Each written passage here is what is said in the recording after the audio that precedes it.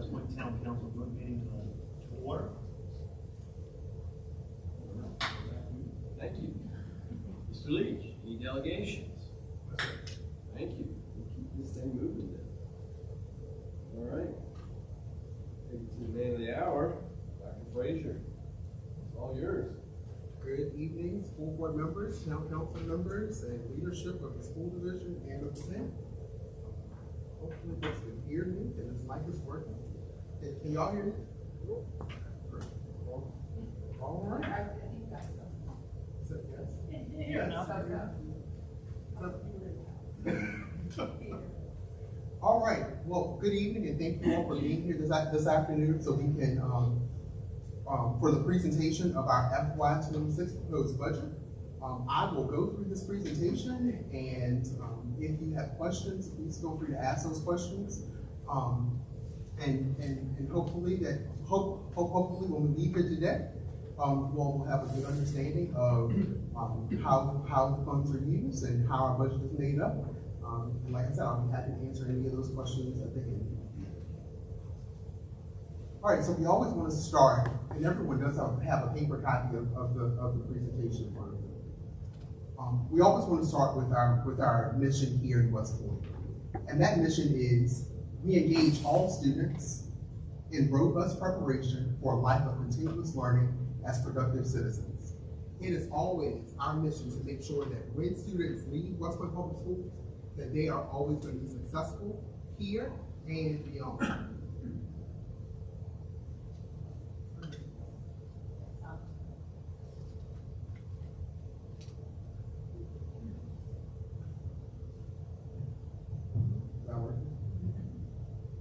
All right, so our vision. We are creating a bridge to opportunity that empowers each student to maximize their potential. This mic is really, to maximize their potential. Give it to Jack, he's used to working with microphones and bands. I just talk loud. To achieve academically, grow personally, and contribute positively to their community. And our values here in West Point. Our values in West Point Public Schools, we are always looking to rise. We're looking for our students and our staff and our community to rise along with us. And when we talk about rise, we're talking about relationships, innovation, being student-centered, and excellence. We strive for excellence in all things we do. Everything we do should also be student-centered. Everything has to be focused on growing students, providing students with the best possible education that we can. Being innovative, being able to come up with new, exciting, creative things and creative ways to teach and grow our students. And relationships. Relationships is truly at our center and at our core. Being able to build those positive relationships is what keeps this division, the division that we are, and what makes us successful. And so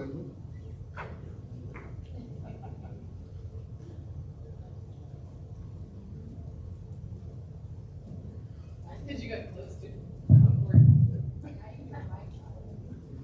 can definitely do a mic drop. I'm like, I'm gonna have to stand up in a minute and just, Yeah. Right, y'all know, when I get a mic like this, sorry, you gotta get in a preaching room. Must move. All right, so in West Point, we always want to remember that our strategic plan is our guiding document that guides us in the work that we do every day. And that includes our work around our budget and our finances. So in the presentation, I have included goal 3, which is to engage staff and stakeholders in the process of providing efficient, transparent stewardship of human, physical, and capital resources. And I have included those strategies that we use to do those things here in West Point. So this is our budget related goals and our strategies that we use to implement the goals. Here, I gotta go work both hands. Hold the mic. All right, so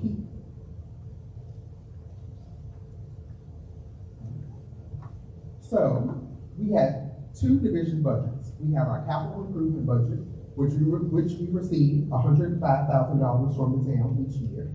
And then we have our operational budget, as prescribed by the Code of Virginia. Our operational budget includes the areas listed on the screen: instruction, operations and maintenance, admin, attendance and health, pupil transportation, school food service, and debt service.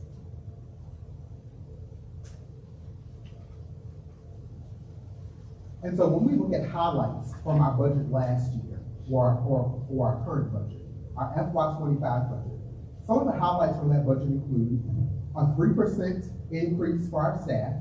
Each percent increase costs the division $77,000. We have been able to hold our employees harmless of the increased health insurance costs. We were able to provide a new position in an instructional coach position that supports instruction throughout the division. We were able to provide a secondary special education teacher.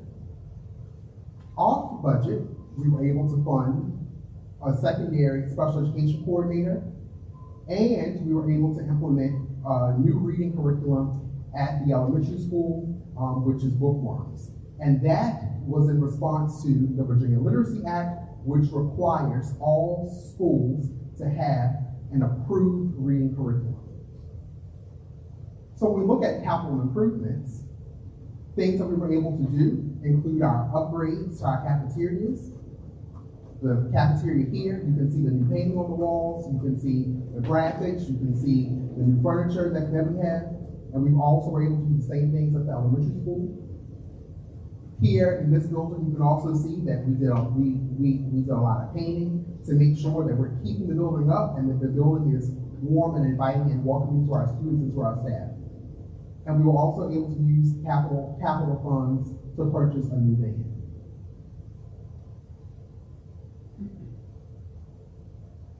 So what are some of the key components of our budget? Some of the key components include our local composite index.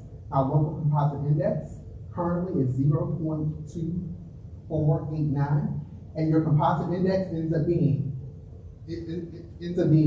what the locality can afford to pay for schools. We also have our budget ADM projection.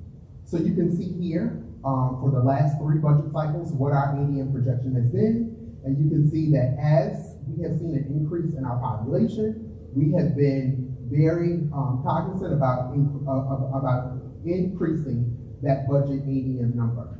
And so the proposed number for our FY26 budget would be $790. You can see our basic aid number, $8,442 per student.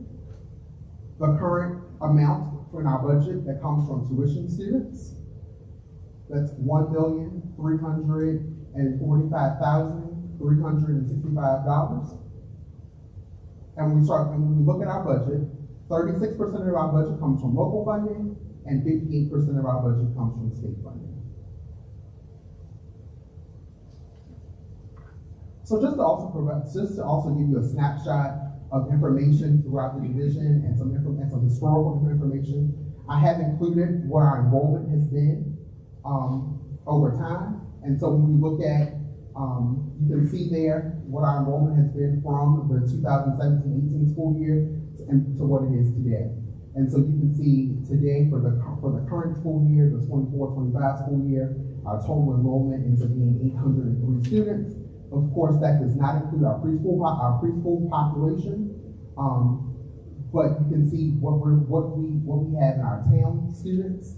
So 683 students are town residents, and 120 students are tuition students.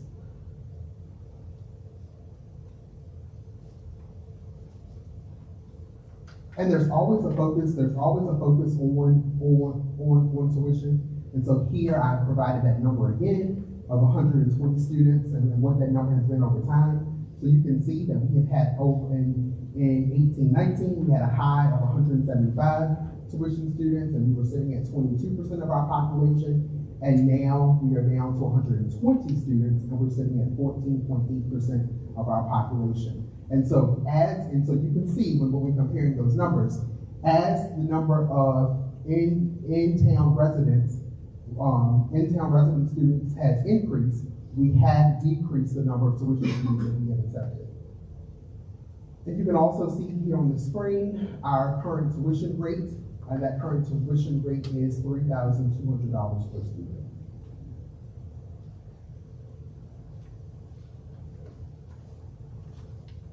Here you can see some of our special populations. So I've included our students with disabilities, our English language learners, and our gifted students. So you can see what those numbers have been. Also looking at a time frame from the 2017-18 school year until this current school year. And so looking at our current school year, we're looking at 112 students with disabilities, 24 English language learners, and 47 gifted students. And particularly, you can see that we have definitely been on the increase in the area of students with disabilities. And you can also see over the last few years, we have done a lot to be able to support those students with additional positions and additional services.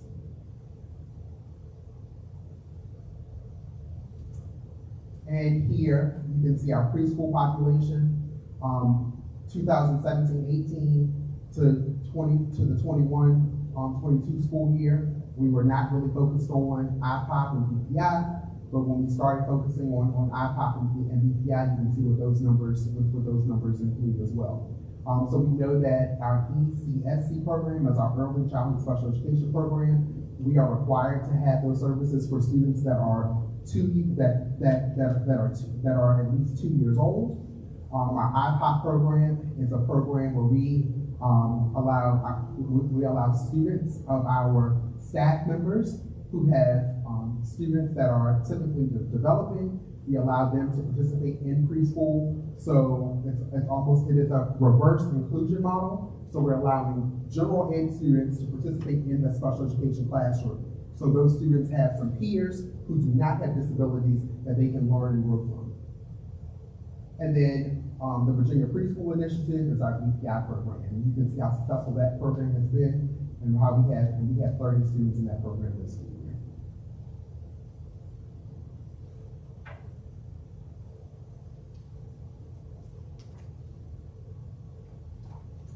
All right, and so here, just wanted folks to, I missed the slide. So here you can see our ADM over time. And so from 2017 up until last school year, where our ADM has been. Remember that our ADM is calculated by the state, and it includes our enrollment and some other factors. The state produces this number. This number is locked in on March 31st. So in the next few weeks, we will know what our actual ADM and what actual number the state will use to complete our funding for the remainder of this school year. And so you will see the last 2 years in year 2023, we were at 784. Last year, in 2024, we were at 812. And so when looking at a projection, we picked a number that was in between. Because what you don't want to do is you don't want to pick a number that's so high that you don't end up meeting that enrollment number. Because if you don't meet that enrollment number, the state will start to reduce the amount of funds that you're sending. And so in the next, like I was saying, March 31st, we will get our ADM number for this year.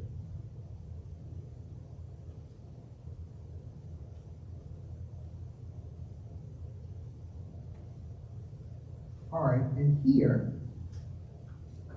West Point has been known for being able to attract and retain teachers. And so here, I wanted us to be able to really highlight how well West Point has done with our teacher salary scale. And that is usually the main factor to be able to attract teachers is with their pay. And so you can see here in the orange where West Point is highlighted. In the first column and this is bachelor's level, you will see that there are only, of these divisions, there are only 2 school divisions that have a higher starting salary than West Point. And those school divisions being Henrico and York County. And you will see that there's not much difference in the starting pay.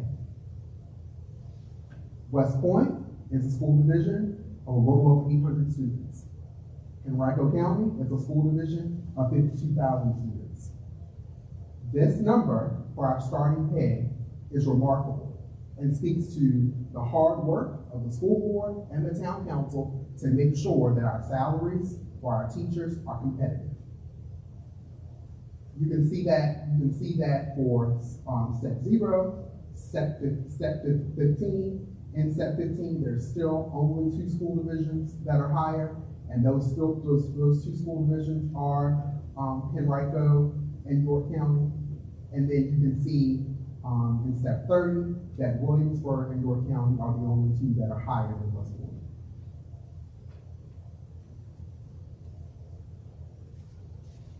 And here's the master's level.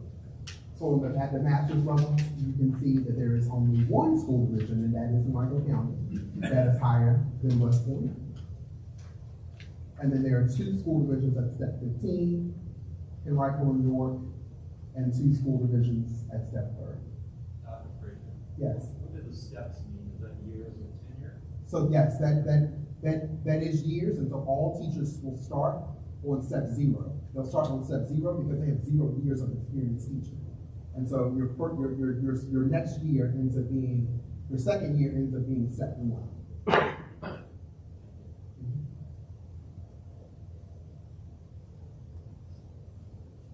All right, so when we start looking at our FY26 budget and what some of our projections are from the state, we see that our proposed basic aid is $8,447 per student. Knowing that the current basic aid is $8,442 per student. So there's only a $5 increase per student in what the state is projecting at this current time. The state is projecting a 3% salary increase for positions. And the new state funds based on our budget are based on the new state funds end up being $196,000. And that doesn't, and together, that does not equal enough for the full 3% raise. And we know that in order to receive all state funds, we have to give the 3% raise.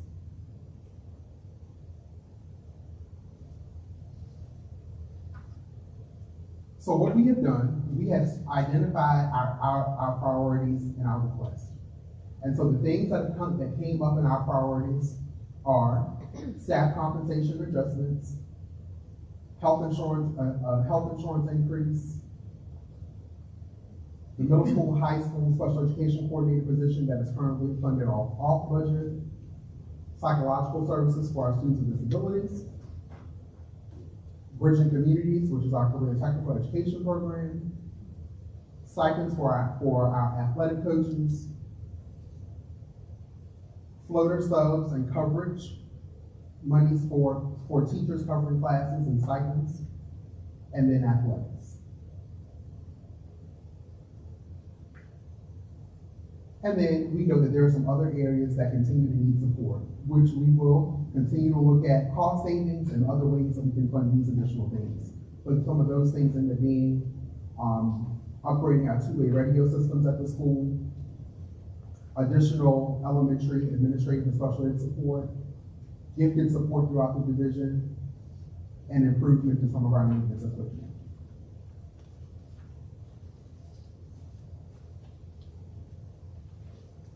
So here are the numbers.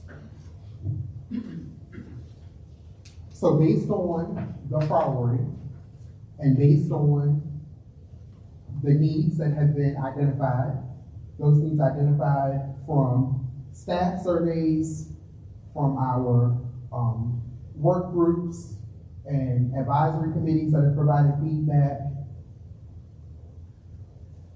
from conversations from our board work sessions, these are the items that we have included in our budget request. We are looking at staff compensation adjustments, which includes the 3% increase for all staff members. To be able to hold our employees harmless of the increase in health insurance, and that comes in at $30,000.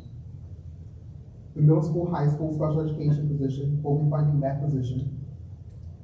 Psychological services, an increase in bridging communities, floater substitutes and coverage for stipends, athletic stipends, and athletics. That gives us a grand total of our funding priorities at $492,464. Here you see what our projected state revenue is, that $8 million. You'll see what our FY25 state revenue is, and you will see what the projected revenue increase is from the state. Again, that is at $196,000.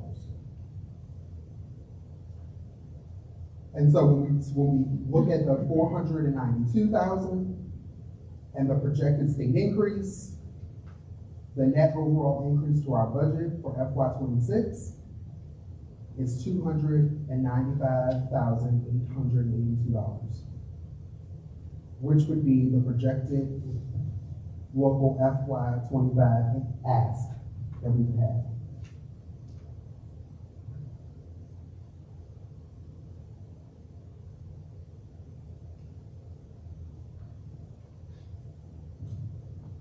Here you can see a comparison of our FY25 and the projected FY26 revenue. And so you will see overall increase of overall percent change and increase to our budget of 3.65%. And that would bring our budget for FY26 to $13.9 million.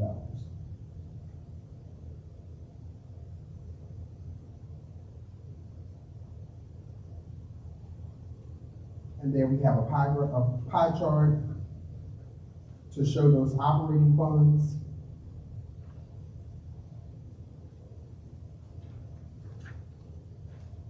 And so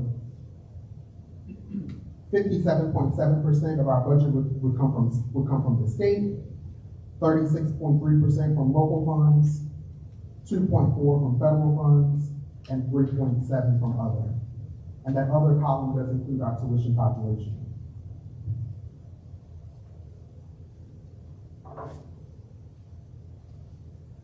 And on the expenditure side,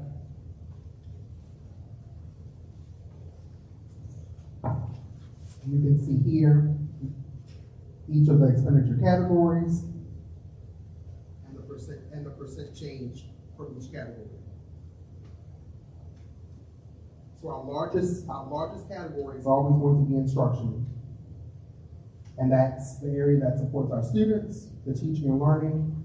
Most of our positions are in the instruction category. And so that's always going to be the largest category of our budget. When we look at the other areas, for the most part, the percent change is the salary increases for the staff members in those departments, in those areas.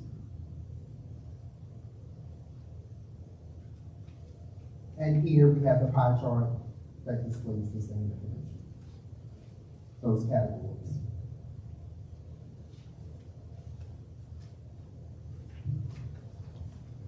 And you can see here that 83.5% of our budget is instruction, 8.6% is operations and maintenance, 4.2% admin, health and attendance, 2.2% is people transportation, and 1.3% is school food service.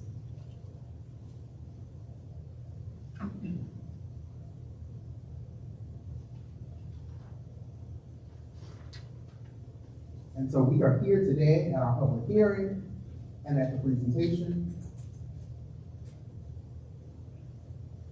And our next the next time that the board gets together will be at our March 18th meeting to adopt the budget. We are also very hopeful that between now and sometime very soon, we will get some updated numbers from the state. The General Assembly ended on February 22nd, so the General Assembly has passed a budget, and so that budget has gone to the governor, and so we will see what changes are made. We are hopeful and very optimistic that additional state revenue will come. And if additional state revenue will come, then these numbers will look different. But this is what we have, this is what we have been providing at this point. And so this would be the ask that Westmore Public Schools would have of the town. I'm happy to take any questions that we might have.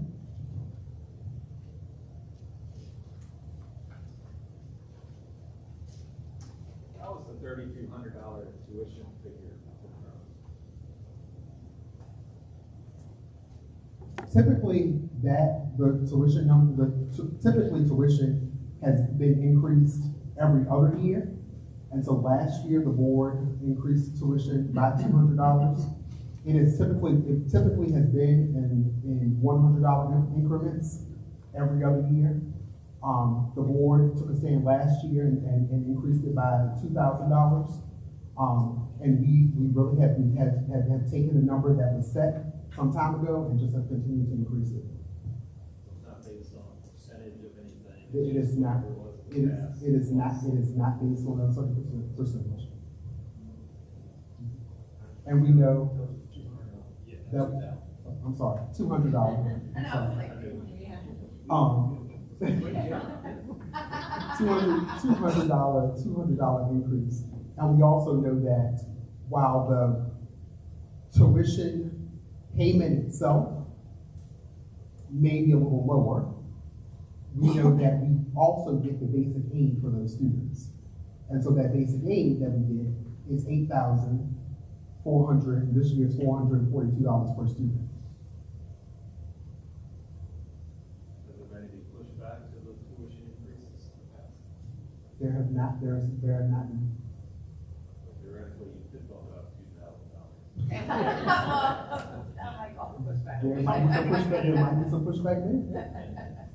I think you would have more people buying houses quicker at West Point. That would happen. And that is something that we've also noticed, and that is another reason, another thing that you see in the decrease in tuition students, is that as we have not been accepting as many tuition students, we find that more people are moving into town, and more people are trying to buy houses and rent houses in town because they want to guarantee their spot here. On tuition students, are these the cap numbers that you had on here, or is that just how it fell those years? This is just how it falls. This is not a cap. So you don't have a cap on tuition right now? We don't necessarily have a cap per se. We try to look at things grade level by grade level. We have division policy and division guidelines as to how many students we may want in each grade level. And we also look at it by needs. And so we know that a particular class or particular grade level has more needs than the other, and we may not take as many tuition fees for that class.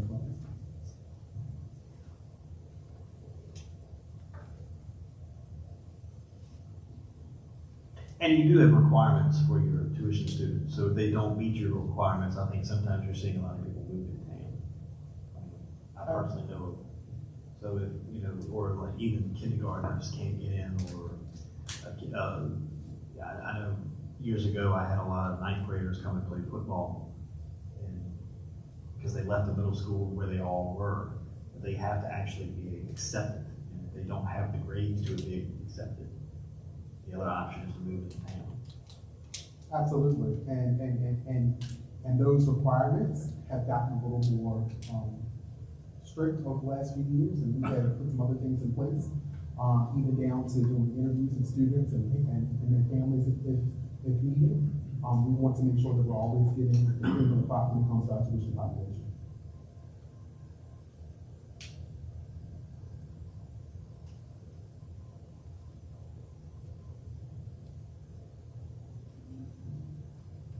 questions?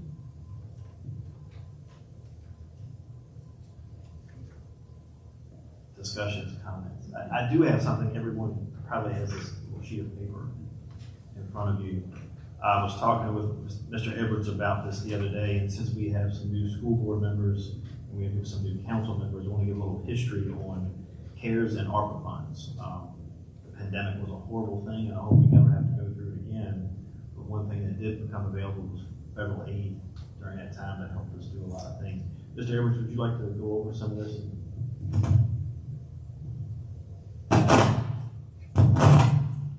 So we were fortunate to get about $3.4 million in ARPA funds. I think it was about $360,000 in CARES funds prior to that. The CARES funds, I believe we split almost 50-50 with the schools. Those were funds passed down through King William County to us back when we were actually working together. We're able to get those funds and we were able to use them. The ARPA allocation was a direct federal government allocation to the town. Like I said, it was about $3.4 million. Of that, a little over 1.4 million has been able to funnel to the schools. The timing was good. There were needs that we were going to have to figure out. The $105,000 a year in capital funding was not going to help with much of a roof in the elementary school. Fortunately, we were able to funnel some money to do that. With that, I believe that covered maybe about half of it, but some other school construction funds were available at the time as well. Paving the gravel lot, and as Dr. Frazier mentioned, in the current year, the improvements in here and the other cafeteria, and I guess last year, the improvements in the libraries of the schools. So the good news is we had the money. The bad news is we've spent it. We're running out. This is the last year. I think Dr. Frazier might have a balance of about $2,000 left, and I'm sure he'll send me an invoice for that in some way. And we're finishing up with some water meter projects and things. The town has been able to do a lot of things we wouldn't have otherwise done. We did over $1 million water line upgrade that we would have had to depend on the ratepayers to cover if we hadn't been able to do that. So we're all happy our water bills didn't go up to cover that. And we were getting ready to put an emergency generator at town hall, and we've upgraded some playgrounds and done some other things with it. So very fortunate to have that. That has helped to keep the burden on our local tax dollars down over the last 3 to 4 years. All good things come to an end. Our current year budget, with the additional $300,000 ask from the schools and additional asks from other agencies and town departments, I'm at about a $1.2 million gap between projected revenues and projected expenditures. As I told the town council, don't panic. We'll work through some of that. I've got some ideas on how we reduce that. Reducing some spending on the town side. Might take some reducing some spending on the school side. Looking at how to generate some additional revenues as well. So we're not finished yet. Over the next week and a half, I'm going to be meeting with town council members individually to go over some ideas for how we close that gap. And we'll be moving forward. So I'm anxiously awaiting more revenue from the state. Got my fingers crossed, Dr. Frazier. We'll see that. I do want to recognize the fact that for about 3 years in there, after Dr. Frazier came, the school's ask was level every year. We certainly appreciate the teamwork to be able to do that.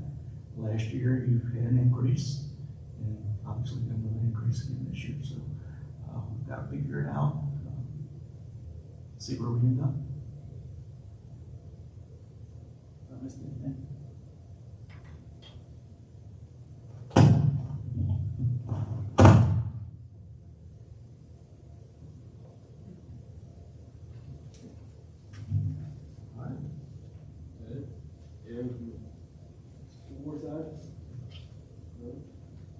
I'll just close with this, with Dr. Frazier.